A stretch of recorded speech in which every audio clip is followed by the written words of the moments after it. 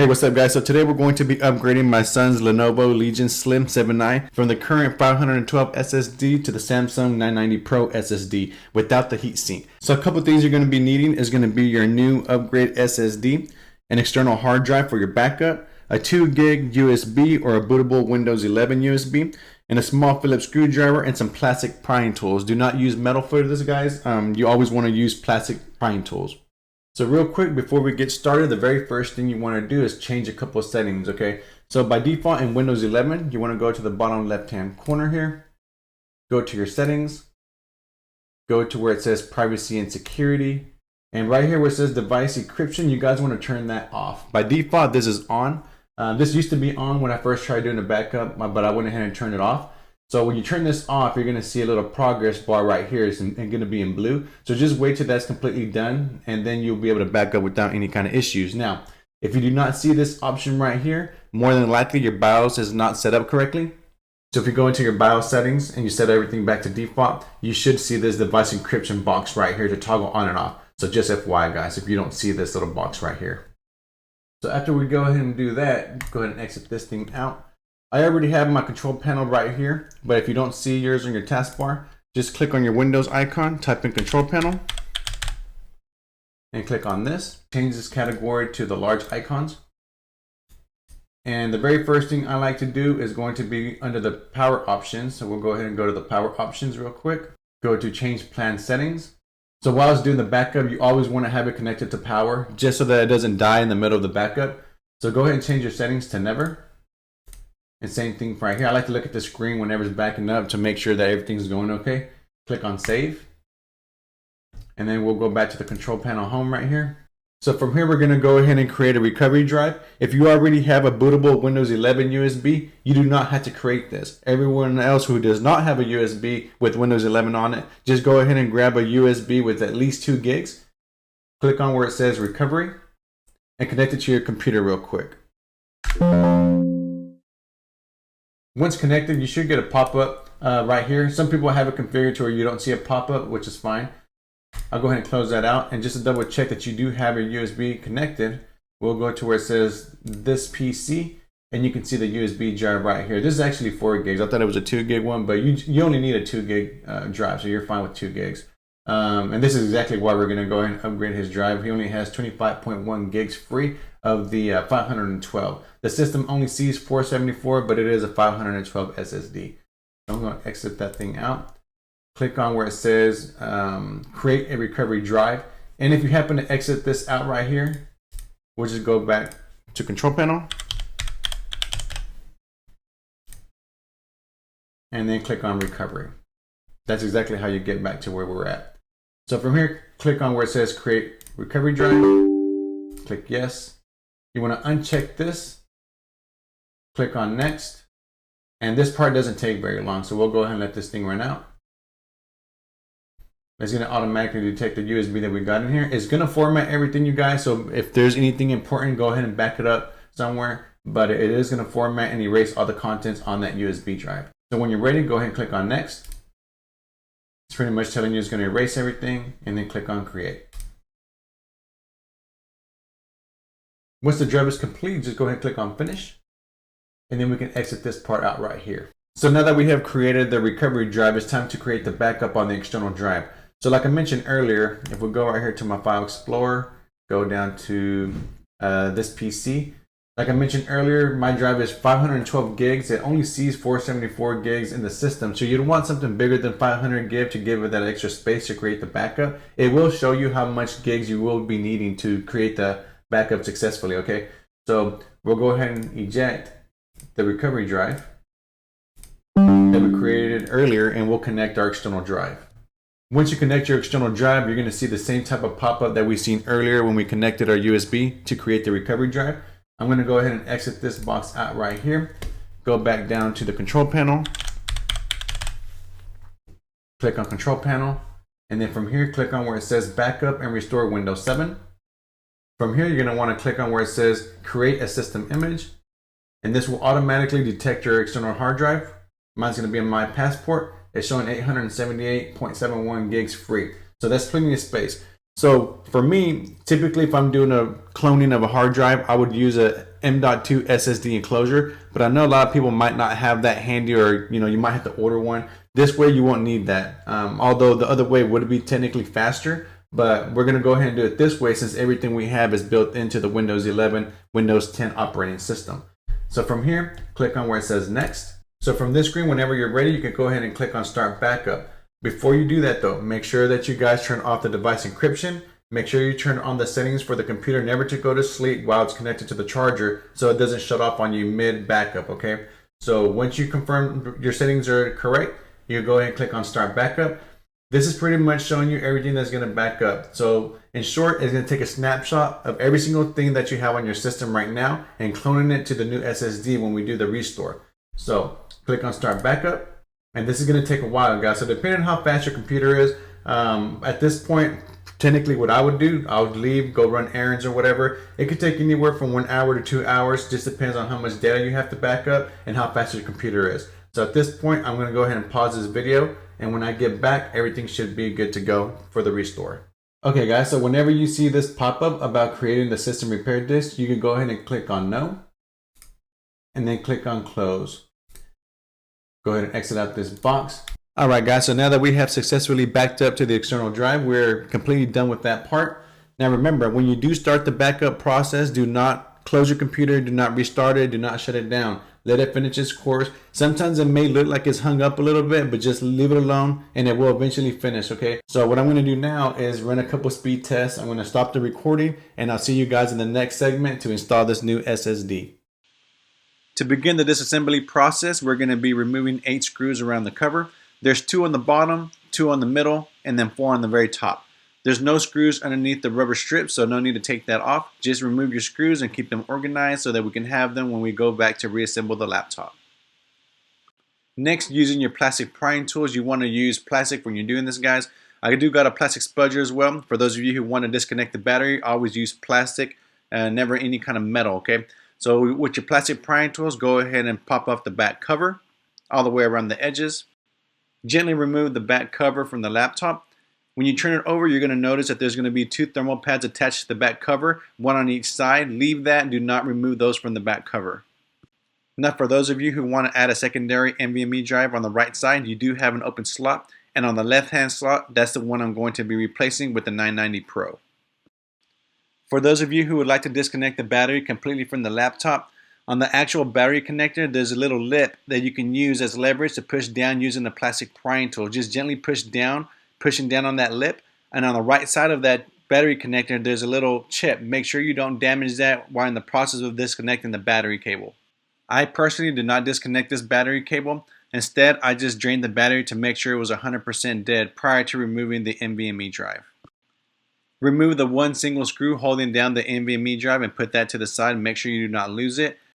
And carefully remove the drive from its slot.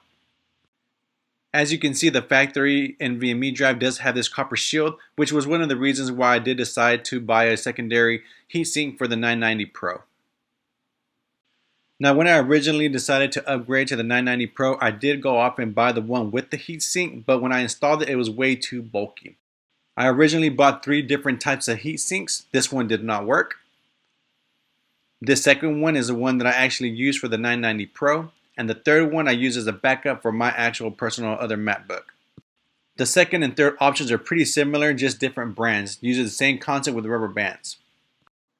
Comparing the drives side to side, there's not much of a difference in sizes, other than the fact that the factory one comes with the copper shield and the 990 Pro is way faster. Now when installing the heatsink, it's very simple to do this with this particular model. You're going to have some rubber bands or some metal clips if you want to use the metal clips. I chose to use the rubber bands. And you want to make sure that you peel off the plastic film that's on the top and the bottom of the thermal pad.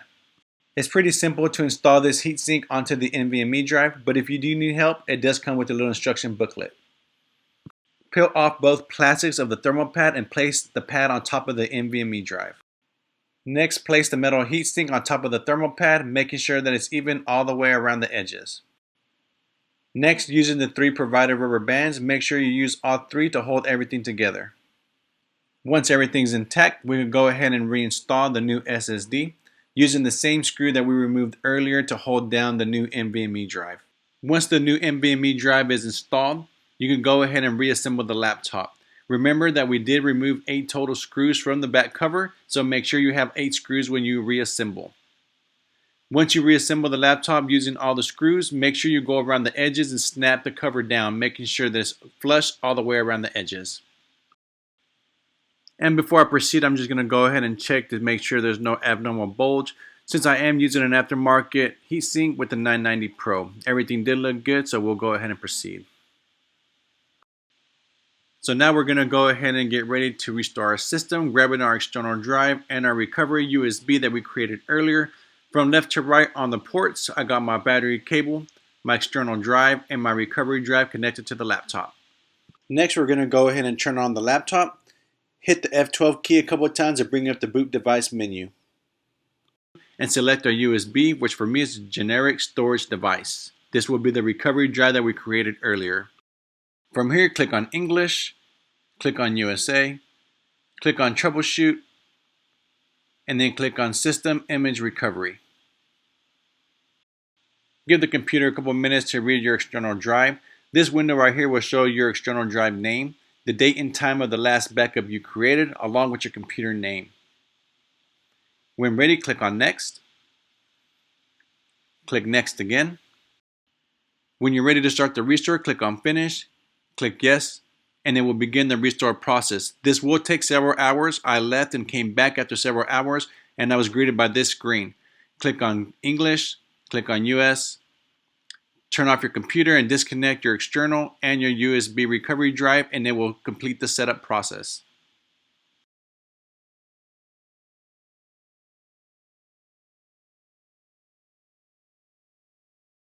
Alright guys, so after your laptop has rebooted, you're going to be seeing pretty much the exact same thing that you've seen previously before you did the restore. Now it's literally just taking a snapshot of your configuration prior and merging it over to the new SSD that you upgraded with. Now if we go over to the bottom right here to the File Explorer, go down to this PC, you're going to notice that it's still in red right here, so it's not actually seeing the 2 terabyte SSD that we already have installed. So we're going to fix that. All we have to do, first, we're going to check it. Go to Computer Management. And from here, you're going to want to click on where it says Disk Management.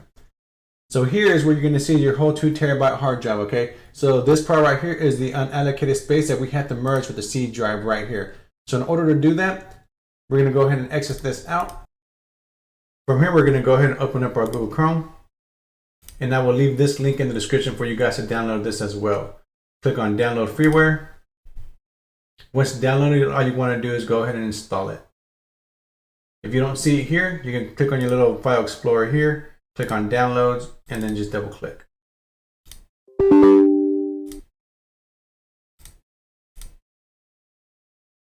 Click on Skip and Install Now.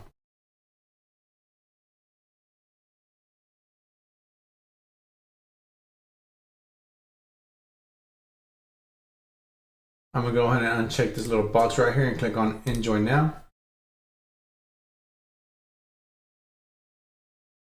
Exit out that box, and I'm going to go ahead and kill that browser in the background. So from here, this is your C drive, and then this is the space that we're going to be merging with the C drive right here. So all we're going to do is click on this, click on Advanced, and then from here, you're going to want to click on where it says Merge Partitions. And you want to merge it with the C drive. And then click on OK. And then Apply. Then from here, just click on Proceed. This will restart your computer. Click on OK and just let it do its thing, and it will merge the unallocated space with your C drive.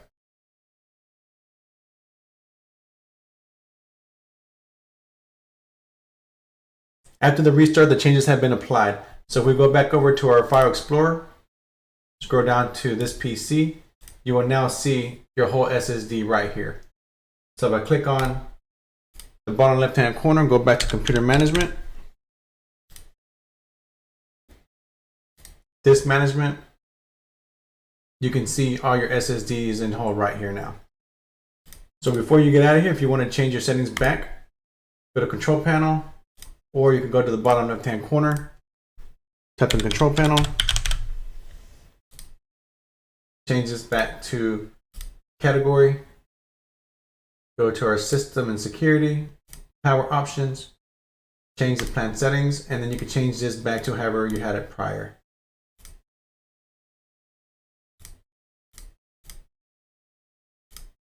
Save your changes. And last but not least, if you want to go ahead and uninstall the program that we just downloaded for the SSD, it's going to be this very top one right here. Right click and uninstall.